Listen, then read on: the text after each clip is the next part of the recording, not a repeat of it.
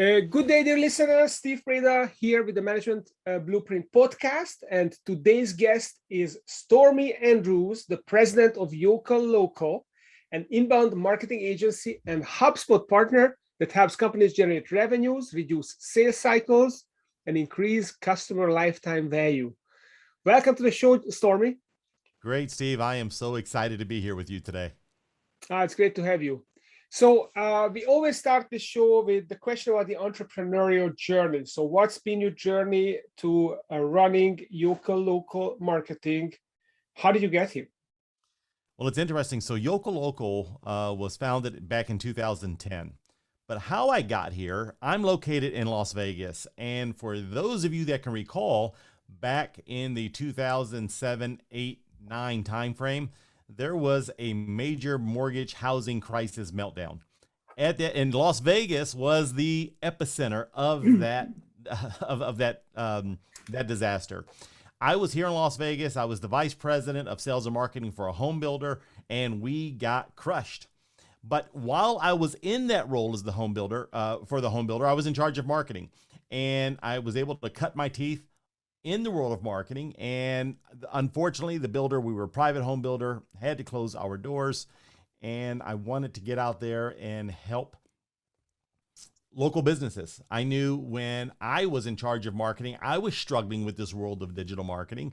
That's when I met my business partner, Daryl. He was an internet marketing guru. We were able to join forces, put our heads together.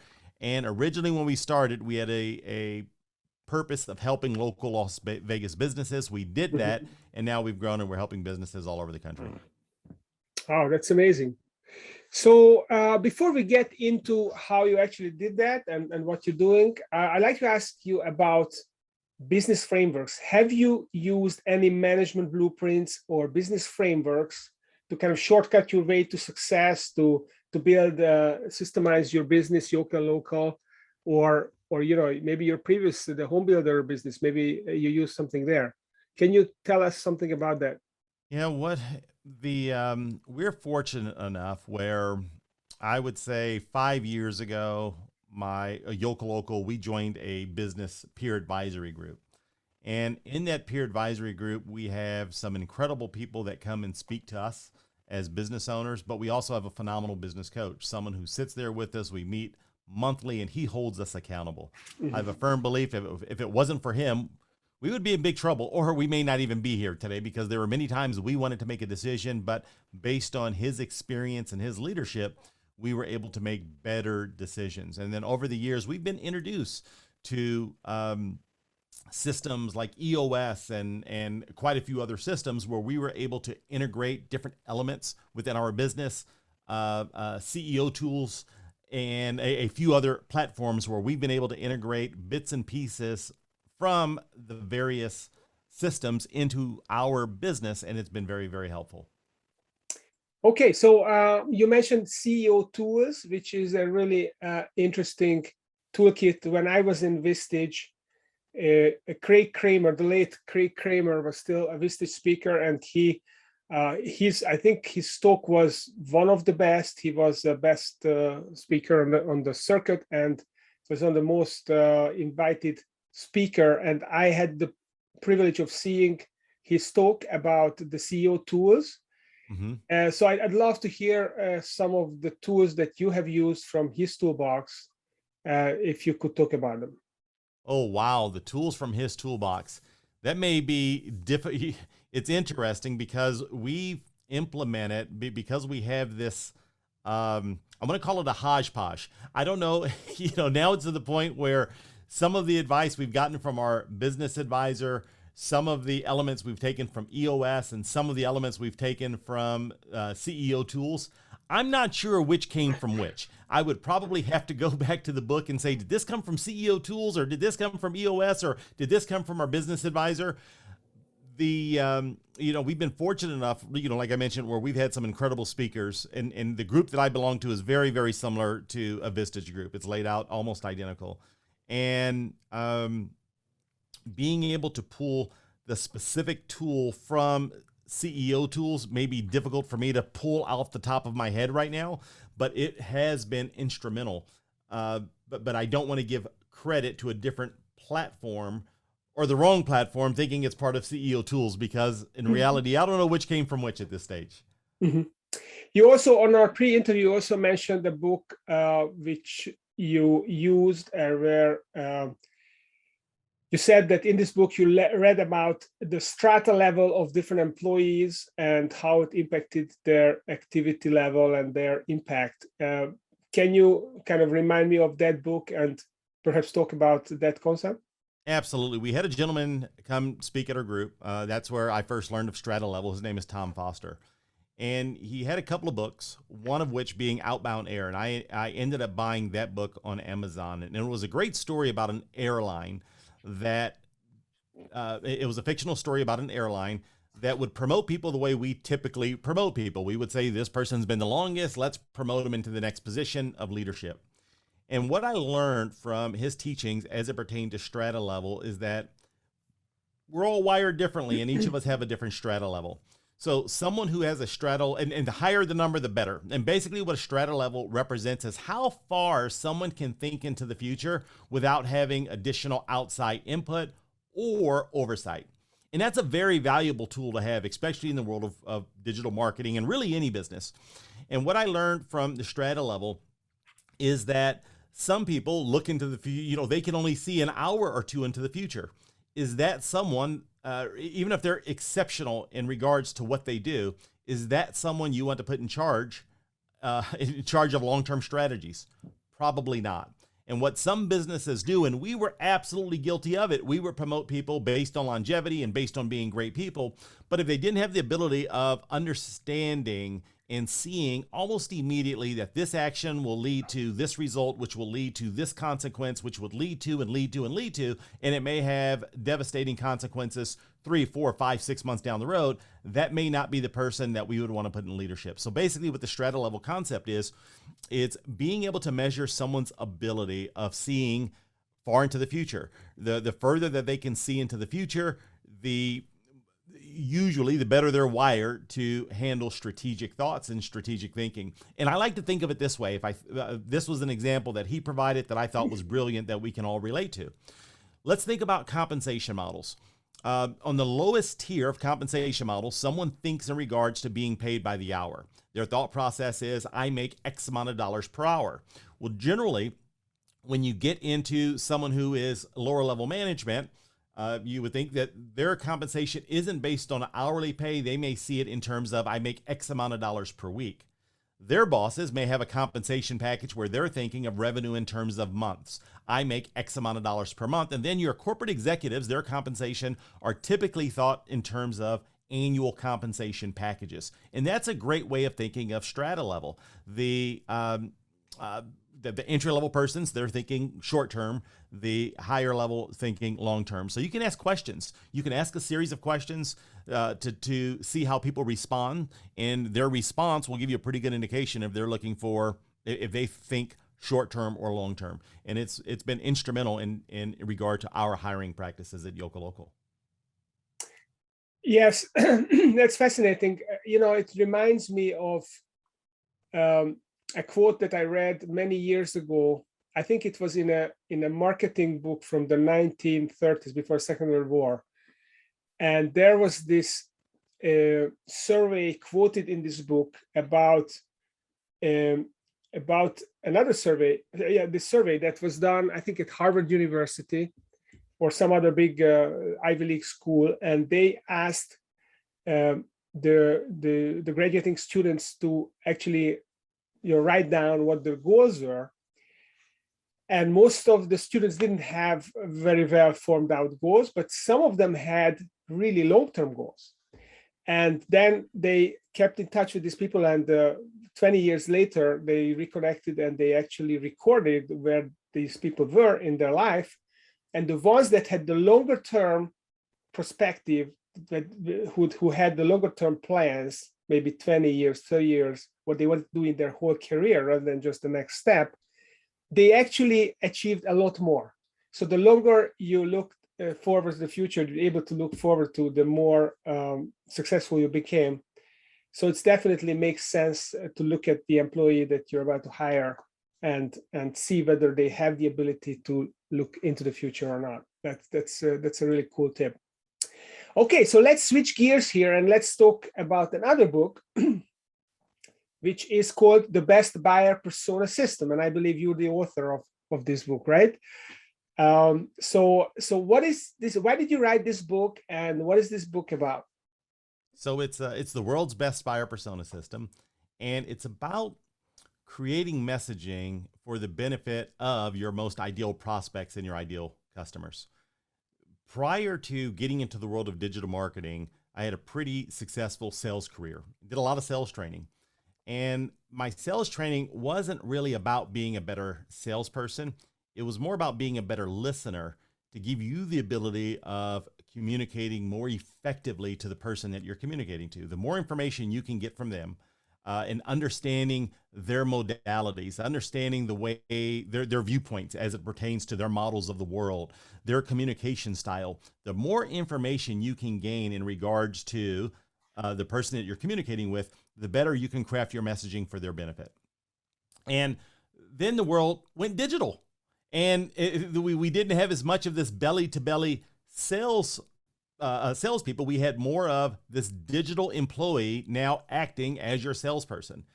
This digital employee being your website, acting as your salesperson, acting as your customer service representative, acting as your company spokesperson. It's designed to be so much more than a billboard. And unfortunately, many businesses think of their website as nothing more than a digital billboard. But if you can train this digital employee to communicate more effectively, you will get a higher quality of leads, you'll get a better conversion rate, and you'll get happier customers because of it.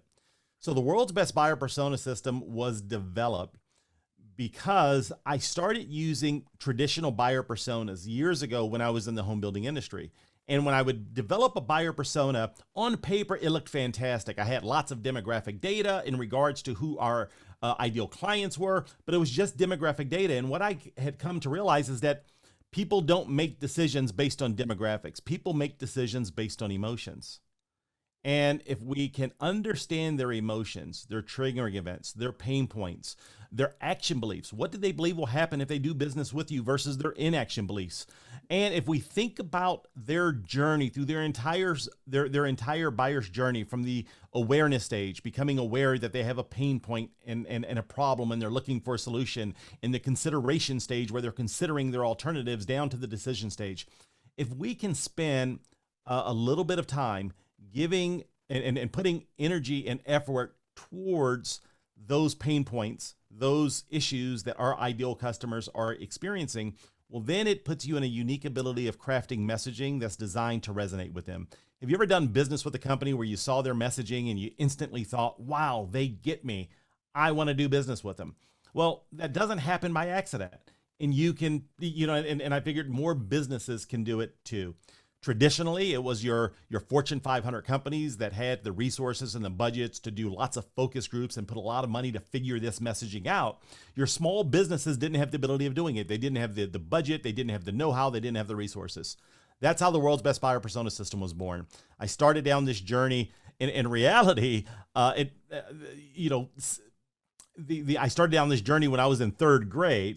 But starting to document it, I started down this journey 7 years ago. I had some incredible people help me along the process of putting together something very, very special that allows businesses to really craft their messaging so they can attract the people they want to do business with, while simultaneously repelling the people they don't want to do business with. And it's been a very powerful tool. So let me understand. So this world's best buyer persona system, do you actually interview your target market customers, and this is how you get the information to build it up? Or is it more of a based on research, or is it done by your digital employee? Do you train your digital employee to do that stuff? Yeah. So I'm a little bit confused about that. Can you enlighten me? In an ideal scenario, in an ideal world, you would have the ability of interviewing your ideal customers and get their perspectives. But what I have found is in most cases, it just doesn't happen. Your ideal customers are busy and you don't have the ability of putting the focus groups together. Believe me, I've tried, we've gone down this path, and it's very difficult to get those individuals together. So what the world's best buyer persona system is, it's the next best thing. And when you're not able to get your customers together, and if you are able to get your customers together, combining that with the questions inside the world's best buyer persona system is even that much more powerful. So when you're not able to get your customers together, you have to use your intuition and the best information you have available. And normally what I find is if a company gets together and they put their customer facing team together in a room, that would be your sales team, your customer service team, anyone who's customer facing. And you can go through a series of questions and a series of worksheets that allows you to craft the pain points and the issues that your customers experience. Because if you're customer facing, you have some of the information. And what you do is once you complete the worksheets in the world's best buyer persona system, it helps you craft and create a story, a narrative in regards to that person and their pain points, their issues, their struggles. And then you're able to share that story and that narrative company-wide. It allows your salespeople to have much more empathy, to gain more trust during the sales process, but you also share it with your marketing team and your marketing department. So as they're crafting the messaging, you see it is the people in charge of your website and your marketing team, they're the ones that should be training this digital employee. And they can't train the digital employee if they don't have the necessary background information as it pertains to your most ideal customer. This gives them the knowledge, the information that they need so they can begin to train your digital employee to perform better by putting messaging on the website, by putting messaging within your social media messaging, by having this almost this Rosetta Stone in regards to the messaging that all departments and avenues can use to allow this synergistic approach to your marketing and messaging. Okay, so basically, you brainstorm with your market-facing team, and you use their collective intelligence to figure out what these messages are based on the demographic and the psychographics of your target customer, so their pain points. And then you train your digital employee to send out the right messages and to populate the website with the right copy and all that stuff. That's correct. And Okay. and you're doing it through the entire sales cycle. You see, when we think of your ideal customer, their pain points, their issues, their concerns may be totally different when they're in the awareness stage as opposed to the consideration stage as compared to the decision stage. So you have to understand that person may, in all likelihood, go through all three stages, which means your messaging is going to be a little bit different for the people that come across your brand, depending on the stage that they happen to be on at that given time. And are you thinking about a single persona, or do you see most of your clients to have multiple buyer personas that they're going after? Yeah, the vast majority of our clients have multiple personas. And what happens is you can send your clients on the path that matches their journey. So let me give you an example. And I can use the example of a LASIK eye doctor because this is something that many people can relate to. One of the things that we realized when someone wanted to have LASIK surgery, there was only two concerns. You either fell in one camp or the other. There were very few other issues. Camp number one was safety. They were afraid of having a laser shot in their eye and going blind, right? Safety. Is the procedure safe? The other camp was finances. They weren't, they figured LASIK's going to be safe, but can they afford it? Those were the two camps, two totally different messaging. So when we applied the world's best buyer persona to a LASIK center, we made the path very easy for those two personas. When you landed on the homepage, there was a call to action that related to the person who's concerned with safety, a call to action right next to it that's speaking to the person that wanted to talk about finances. Once they clicked on their particular call to action, it sent them on a path that was designed to speak to their pain points, their issues, their action beliefs. They can still get to the other section of the website. They're not completely isolated, but it was designed to put them at ease, reduce the tension as early in the process as possible, and their conversions lead count went through the roof just by making that simple tweak. And you can do it with most of our clients. It's figuring out who your personas are and then creating a path that makes it very easy for them to follow based on their pain points, their issues, their concerns. Did that make sense? Yes, I mean, I often see on websites that, there is a pathway for if you're a customer, there's a pathway if you're a franchisee, let's say, it's a franchise company and they have franchise, so they're marketing themselves both to end customer as well as potential franchisees. And then there are two call to actions, and everyone picks their own, and then they clearly get the message tailored to them. And obviously you can have multiple of these CTAs. And let's, yeah. I just want to give you just a comment on the franchisee and franchisor, because that's a great model. But let's think about something. Let's say if you have a model that you want to bring to market and you're looking for franchisors.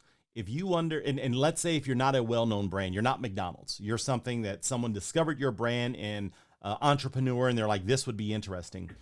Well, if we understand their motivations, and in many cases, their motivation is going to be safety as it pertains to an unknown brand.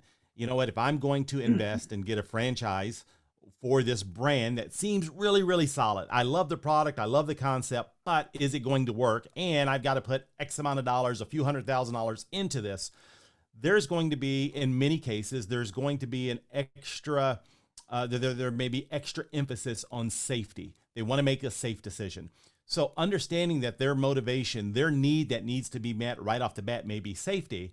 It may be a good idea to ensure that your messaging isn't about how great your product is and how great and what you're able to do in X, Y, and Z. It should be about safety, how safe this investment is, by showing maybe some testimonials of some other people that have had the same concerns and they've been able to take their franchise to new heights. So giving social proof, giving proof of other agencies, case studies where you can address those safety issues early. That would be an example to expand upon what you just stated. Safety is usually a strong motivator in that space. Okay. All right.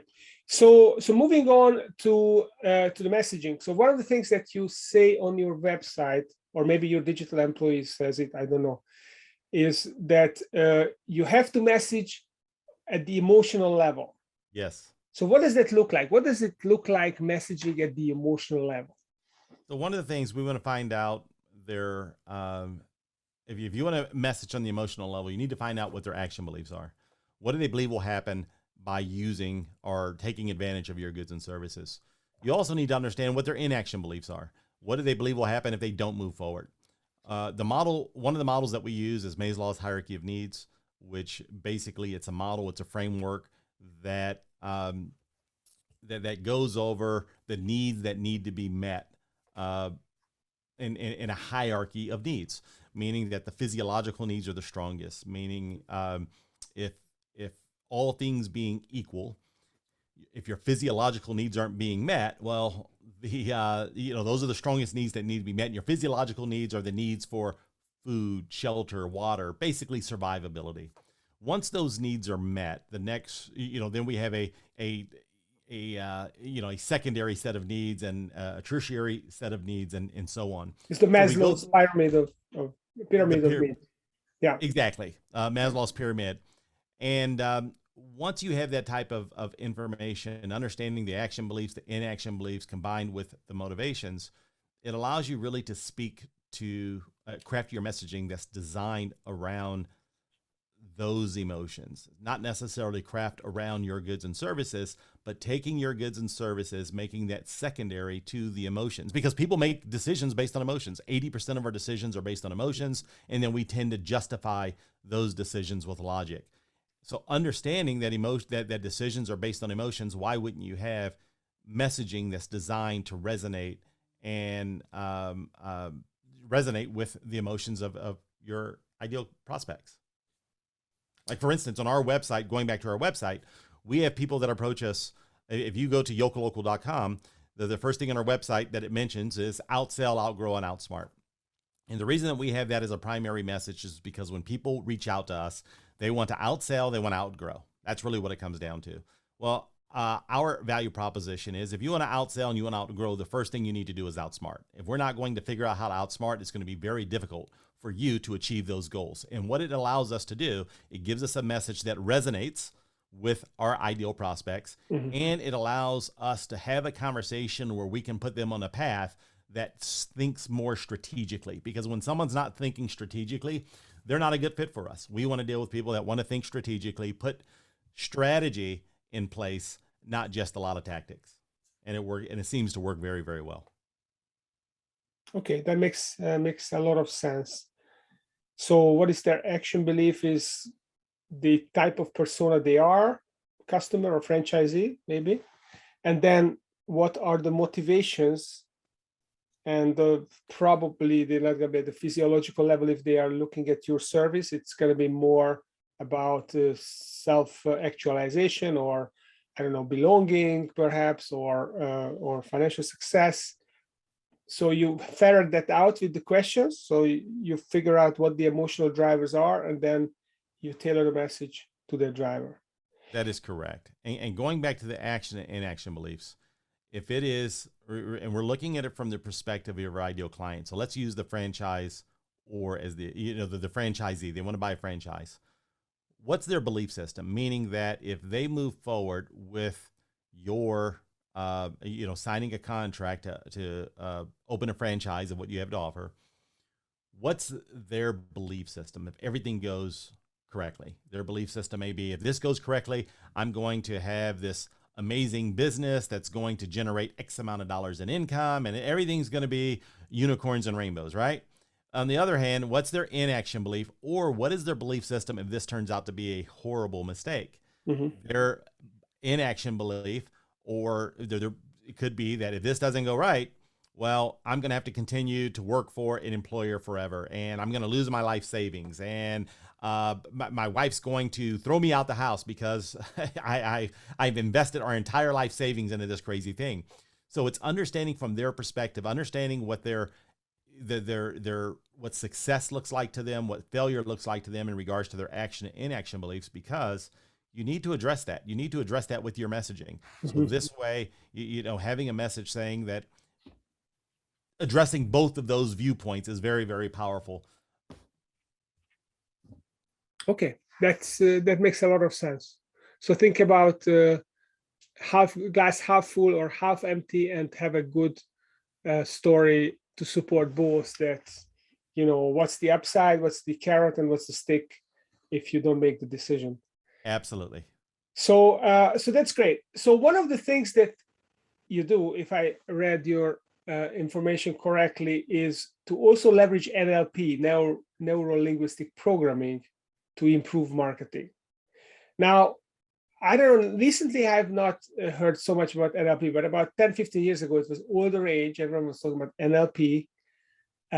So tell us a little bit about why NLP helps, and how do you actually use it, and what does it take to be able to communicate using NLP?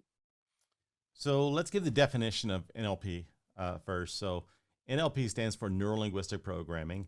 And now let's break that down a little bit further. Neuro is the brain, linguistics, words we use when we speak, and programming really stands for the models that we make of the world.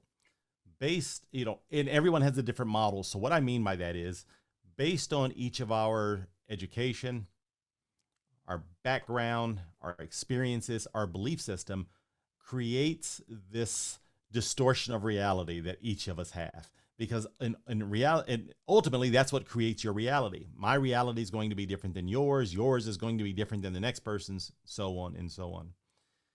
And what NLP, so understanding that as the basis of NLP helps you get into quickly identifying, using techniques that helps you identify the words that people use, can help you determine their model of the world. Reading their body language, understanding their body language and voice inflection. It's really a very, very powerful tool that helps you get out of your head, and it helps you get into the other person's head, because you're spending a lot. It teaches you how to pay attention. That's important, because someone can say, hey, just pay attention more. Well, if you don't know how to listen, and if you don't know how to take advantage of the visual cues, it makes it very difficult to apply the teachings of NLP. So when it comes to the world's best buyer persona system, my background in NLP was understanding that it's about the other person, and understanding that there are cues based on the way people speak and the way that they communicate. provides insights and cues to the way that they see the world, was instrumental in building the world's best buyer persona system. Lots of questions that we have within the worksheets are designed to help you determine the models that your ideal customers make of the world, which allows you to make better, allows you to create a far superior messaging that's designed to resonate and connect with them. Can you give me an example of what it would look like? Specific words, perhaps. Say it one more time. I don't know if I understand the question. So I wonder if you could give us an example of what this would look like with specific words that people use, and how it's gonna, how it's going to enlighten you in terms of their mental model and how they are thinking. Sure. So understanding how people process information. Some people process information visually as a primary mode of learning. Some people auditorily, and some people kinesthetically. So maybe if you're speaking to someone, maybe they will say things like, "Oh, I see where you're coming from." That gives you a great visual cue that that person processes information visually, due to the fact that they use the word "I see where you're coming from." Someone who processes information auditorily may say something like, "Oh, I hear you." They're processing. That gives you a clue that they're using, that they process information auditorily. And someone who's kinesthetic, they may say, "I feel you." So you have three people saying the exact same thing, but they're using different vernacular. So understanding that people use those three modalities, maybe that changes the types of words that you have on your website. You see, when you can use words and phrases that match the modality of your prospect, you're in a much better scenario. So when you're speaking to someone, it's easy because you can, if I notice that someone's visual, I may start using more visual rich words versus someone who's auditory using auditory rich words. But when it comes to your website, understanding that sometimes if you do an audit of the messaging on your website, you may find that you don't have a proper balance of those words. You may have the words that you're using on your website may be extremely rich in regards to the person who created the content on your website. So it may be a process of mixing up some of the phrases that you're using, so you're not using messaging that's just geared towards a visual audience or a kinesthetic audience. And we see that often. It just comes down to the writer not being aware that there are other modalities, and you can improve the absorption of your message by understanding those three different modalities and mixing up the words and phrases accordingly. Okay, so I thought this was actually deep. So maybe it's just an example that you gave, but I thought that NLP was a lot deeper. It wasn't just about recognizing whether it's visual, auditory, kinesthetic, but also to kind of use words to put people into the frame of mind of thinking about something, of visualizing something, and then desiring that thing. Maybe I overthought that. Yeah, so what happens is you can get into, NLP is used for a lot of hypnotherapists. So there is an element of NLP that's used in the hypnotherapy world. So there's no question about that. You're right on the money. But in the world of sales, it's not about, the hypnotherapy. It can go very, very deep. So there's no question about it. But the elements of NLP that I brought to the world's best buyer persona system, it's really designed to help you be a better communicator, not really designed. There are some, there are some persuasion techniques, but there's only so much that you can do with, I don't even want to say there's so much you can do. There are some persuasion techniques when you're using phrases and vernacular that's in alignment with your customers, with your ideal customers, because it helps them. And the more that you can help them, the better off that you are. So NLP does go very deep, like I stated, in the world of hypnotherapy, but in the world of sales, that would be, or especially when you get into the digital space, it's not as deep as it can be when you have a one-on-one scenario in a therapy session. Got it. Okay, so our time is coming closer to the end, but before we wrap up, I want to ask you about your 6-step inbound marketing methodology. So Yokel is all about inbound marketing, and what are the 6 steps, and how do you execute them? Yeah, so the 6 steps are step number one. My book is called The World's Best Buyer Persona System, and we believe that that's the foundation to your marketing. The more information you have, the greater the understanding you have as it pertains to your ideal customers, the greater the impact you can have on the other 5 steps that I'm about to share with you. Okay. So buyer persona is number one. That has to be nailed down. From there, well, now you can get into the world of driving traffic to your website. And if you're going to drive traffic, if you understand your buyer persona, well, now you have a method. At least it allows you to put a strategy in place to drive traffic from the people you want to do business with. Getting traffic for people that have no interest and no desire of doing business with you, or the wrong traffic, serves you no purpose. So having a buyer persona in place is a key first step before you think about driving traffic. From there, it comes to converting traffic. How do I convert that traffic into leads? And that's important, right? If you have quality traffic, it's going to help you convert it into leads with your messaging. So converting traffic, then it comes into nurturing your leads. When people visit your website, HubSpot did a study years ago, back in 2015, and what they stated is that 96% of the people that visit your website have no interest in buying your goods and services today. They would be, in the awareness and consideration stage. Only 4% of the visitors are in the decision stage.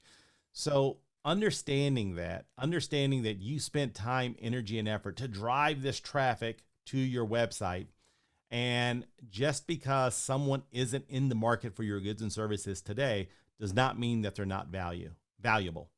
So having a system in place to nurture these leads, so when they are ready, well, at least you're in a good position to take advantage of it. From there, you get customers. And one of the areas that can become a secret weapon is the customer delight area. Once you have customers, what are you doing to delight them, to make their experience with you incredible? From the moment they write the check, or they sign the contract, or they give you the credit card, what systems and processes do you have in place that's designed to delight them, keep them happy, so this way they write reviews and testimonials, and more importantly, they send you referrals. They stand on street corners singing you praises because you are awesome. When you have those systems in place, then step number 6, it's all about scaling for growth, because now you have a scalable system that you can absolutely scale for growth. And if you scale for growth too early, well, that could be detrimental. You start working on scaling for growth if you don't have the other systems in place. Yeah, you spend a lot of time and you don't generate the results. Right, absolutely. Or you burn yourself in front of your target market, and then you have to start from scratch, or even worse. Absolutely. Okay, so I understand the buyer persona, number one, then have a strategy to drive the traffic, then you convert the traffic, then you nurture the leads, because 96% will not be ready. Yep. And then delight the customers. So that's kind of not about the leads, it's about building your reputation so that you are a great provider, and reinforce with all the testimonials and referrals, and then scaling for growth. So actually, number 4 is really followed by number 6, isn't it? Convert traffic, nurture leads, customer delight, scale for growth. So no, we believe customer delight happens before scale for growth. Oh yeah, okay. Because that's the proof of the pudding, basically. Right, because a customer delight, here's how we break down customer delight. If I break it down even more, we think about customer delight, we have different categories. The first category is called wow. What are you doing to wow your customers once they decide to do business with you? Because think about this for just a moment. There is a missed opportunity with many businesses. Once the customer gives you a check and they decide to do business with you, there's a strong possibility that they were considering you and they were considering other competitors. There's probably some fear, there's some apprehension, there's some tension. What are you doing to bring that tension down? You know what I mean? To wow them immediately, to give them the warm and fuzzy that they've done business with the right company. The sooner you can do that, the better off you are, and it helps prevent cancellations, and it puts you on the right path to the next stage, which is the customer ladder, which also falls under customer delight. And the customer ladder is this: what are you doing to convert more of your customers and making them, or turning them into clients, turning more of your clients into advocates of your brand, and turning more advocates into raving fans? there's a big difference between them. A raving fan is like a free unpaid employee, and they tend to be, in many cases, your most productive employee because they will send you the referrals. They'll leave you the best testimonials. They'll give you the best case studies. So do you have a system in place that's designed to help elevate more of your customers into clients, more clients into advocates, more advocates into raving fans? That leads to reviews and testimonials. How are you doing in the marketplace in regards to quantity and quality? What are people saying about you? And then what's happening in terms of referrals? So if we look at all those categories, that gives you the ability of measuring what's happening in regards to your customer delight. Okay, that makes a lot of sense. Okay, so buyer persona and then drive traffic, nurture, convert, nurture, delight. Great recipe. So if someone would like to learn more about how that works, how you could maybe help them execute this, because it's very easy to talk about this on a podcast, but to execute it day in, day out, and to make sure that you don't drop the ball and still running the business with your other hand, it's not a simple thing. So if someone wants to check it out and learn a little bit more about your system, read your book, the world's best buyer persona system, where do they go? How do they link up with you?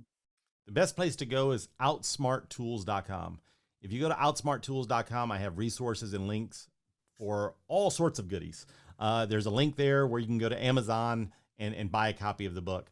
But at there are links to the Yokel Local website. There's a link to StormieAndrews.com if you wanted me to come speak at your organization. But at the very, very top, there's a free resource, which is called the Marketing Wheel. And I would recommend you take the Marketing Wheel exercise. The Marketing Wheel exercise falls into the customer delight section, but and the other sections that we talked about. It allows you to do a self-audit, a self-assessment of where you stand in 8 areas of your marketing. And you get to rate yourself on a scale of 1 to 5.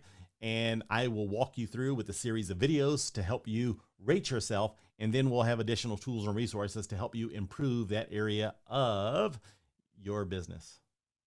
That's amazing. So you need to spin this marketing wheel and go on outsmarttools.com. It reminds me of CEO tools, right? Outsmart Tools. Definitely check this out. Sounds like a great toolkit. And so thank you for coming to the show, Stormie, and bringing the great information. To our listeners, if you like this episode, please don't forget to visit Apple Podcast, give us a rate and a review, rate us and review us, subscribe on YouTube, and stay tuned for the next episode next week. Stormie, thanks again for coming. It was fun talking to you. Awesome, Steve. It was a pleasure being here.